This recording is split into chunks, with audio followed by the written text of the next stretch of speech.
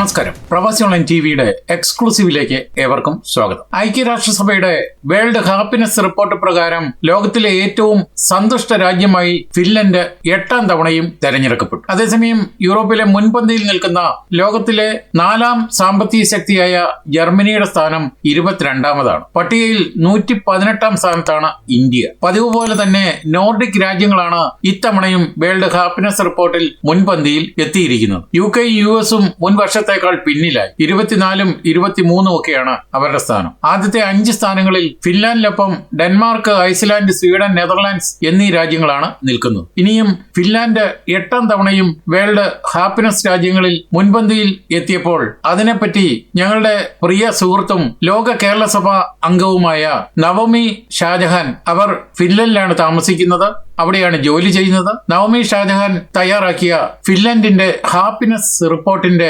പ്രസക്തമായ ഭാഗങ്ങളാണ് ഈ എക്സ്ക്ലൂസീവിൽ ഞങ്ങൾ ചേർത്തിരിക്കുന്നത്. അതുകൊണ്ട് തന്നെ ഹാപ്പിനെസ് എങ്ങനെ വരുന്നു, എതിലെ വരുന്നു, ഒരു രാജ്യത്തിന്റെ ഹാപ്പിനെസ് എന്താണ്, അതിൽ എന്തൊക്കെയാണ് ഉൾക്കൊള്ളിച്ചിരിക്കുന്നത്, അതിന്റെ പ്രധാന ഘടകങ്ങൾ എന്താണ്, ഇതൊക്കെ തന്നെയാണ് നവമി ഷാജഹാൻ ഇതിലൂടെ അവതരിപ്പിക്കുന്നത്. ഇനിയും നവമിയുടെ റിപ്പോർട്ടിലേക്ക് കടന്നാൽ എല്ലാവരും ഹാപ്പി, ഫിൻലൻഡ് ഡബിൾ ഹാപ്പി. പക്ഷെ ജനതയുടെ മുഖത്തില്ല ഈ സന്തോഷം. രാജ്യം ഒളിപ്പിച്ച സന്തോഷ രഹസ്യങ്ങൾ നിങ്ങൾ അറിഞ്ഞാൽ അമ്പരപ്പിക്കും. അത് തന്നെയാണ് ഞങ്ങളും പറയുന്നത്. പാതിരാസൂര്യന്റെ നാട്ടിൽ എന്ന യാത്രാ വിവരണത്തിൽ SK പൊറ്റക്കാട് ഫിന്നിഷ് ജനതയെ വിശേഷിപ്പിച്ചത് ഹരിചന്ദ്രന്മാരാണെന്നാണ്. അതിനിപ്പോഴും മാറ്റമില്ലെന്നാണ് നവമി ഷാജഹാൻ പറയുന്നത്. തിരക്ക് പിടിച്ച രാവിലത്തെ ഓട്ടത്തിനിടയിൽ തന്റെ കാർ ഒതുക്കിയിട്ട് പാതയോരത്തെ മാലിന്യം മാറ്റാൻ സമയം കണ്ടെത്തുന്ന അയൽവാസി എനിക്ക് ആദ്യം അത്ഭുതമായിരുന്നു. ലോകത്തെ ഏറ്റവും സന്തുഷ്ടരായ ജനങ്ങളുള്ള രാജ്യമെന്ന വിശേഷണം തുടർച്ചയായി 8ാം തവണയും ഫിൻലൻഡിനെ തേടി എത്തുമ്പോൾ അവരുടെ സന്തോഷ രഹസ്യങ്ങളിൽ ഏറ്റവും പ്രധാനം ആരോഗ്യമുള്ള ശരീരത്തിനും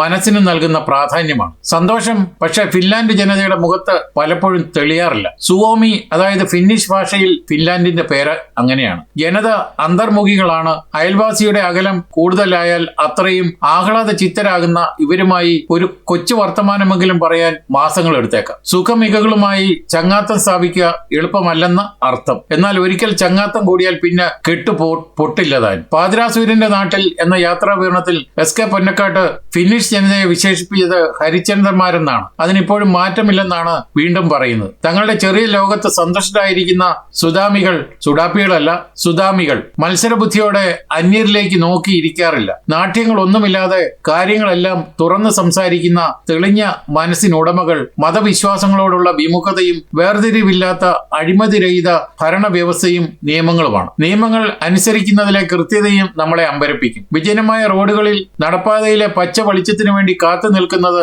നമുക്കൊന്നും ആലോചിക്കാനേ പറ്റില്ലല്ലോ. തിരക്ക് പിടിച്ച രാവിലത്തെ ഓട്ടത്തിനിടയിൽ തന്റെ കാർ ഒതുക്കിയിട്ട് പാതയോരത്തെ മാലിന്യം മാറ്റാൻ സമയം കണ്ടെത്തുന്ന അയൽവാസി എനിക്ക് ആദ്യം അത്ഭുതമായിരുന്നു. ആരോഗ്യ വഴിയെ 5 മണിക്ക് അത്താഴം കഴിച്ച് ടെലിവിഷനിൽ ഐസ് ഹോക്കിയും കണ്ട് അല്പം ബീറും നുകർന്ന് വൈകുന്നേരം മധുരിപ്പിക്കും ഇവർ. പലതരം സാലഡുകൾ നിറഞ്ഞതാണ് ഭക്ഷണ രീതി. കാപ്പിയും ബീറും ആവോളം കുടിക്കും. പ്രായം ഏതുമായിക്കോട്ടെ ചുറുചുറുക്കോടെ കായിക ഇനങ്ങളിൽ സജീവമാകുന്ന ജനങ്ങൾ ഇവിടുത്തെ വലിയ പ്രത്യേകതയാണ്. വേനൽക്കാലത്ത് ജോലിക്ക് പോകാൻ മിക്കവരും സൈക്കിൾ തിരഞ്ഞെടുക്കുന്നതിന് പിന്നിലും ആരോഗ്യമുള്ള ജീവിതം എന്ന കരുതലുണ്ട്. വലിയ ആഘോഷങ്ങളും ആരവങ്ങളും ഇവിടെ പതിവില്ല. അമിതമായി ബിയർ അകത്തായാൽ മാത്രം പൊട്ടിച്ചിരിക്കുകയും നൃത്തം ചെയ്യുകയും ചെയ്യും. വിവാഹങ്ങൾക്കൊക്കെ ഏറിയാൽ 50 പേരെ കാണും. സ്വന്തമായി സമ്പാദിച്ച പണമാണ് ഓരോരുത്തരും വിവാഹത്തിനും വീടിനുമൊക്കെ ചെലവഴിക്കുന്നത്. ആയുസ് മുഴുവൻ മക്കൾക്ക് വേണ്ടി മാറ്റിവെക്കുന്ന നമ്മുടെ പേരന്റിംഗ് രീതിയൊന്നും ഇവർക്ക് വശമില്ല. തൊഴിലിനും വ്യക്തി ജീവിതത്തിനും വേണ്ടി ഇഷ്ടങ്ങളൊന്നും ബലി കഴിക്കാതിരിക്കാനും അതീവ ശ്രദ്ധ പുലർത്തും. അതിന് പാകത്തിലുമാണ്